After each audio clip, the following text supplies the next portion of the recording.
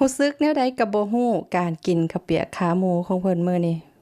สบายดีข้อยรู้สึกว่าข้อยเฮ็ดกินบ่แซ่บบ่เนาะหรือว่าเพิ่นกินแบบบ่มีความสุขเนาะเพราะว่ามื้อวานนี้ข้อยเฮ็ดข้าวปุ้นขาหมูต้มน้ำซุปแบบนี้นี่ข้อยคิดออกมาเองเลยได้เอาความนัวความหวานความ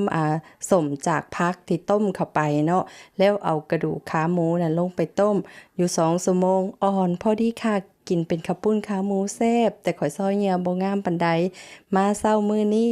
ข้อยก็เฮ็ดข้าวเปียกขาหมูให้เพิ่นกินแต่รู้สึกว่าการกินของเพิ่นคือบ่ม่วนปานใดคีบสิ้นก็คีบเข้าคีบออกแต่เพิ่นก็กินอยู่กินหมดอยู่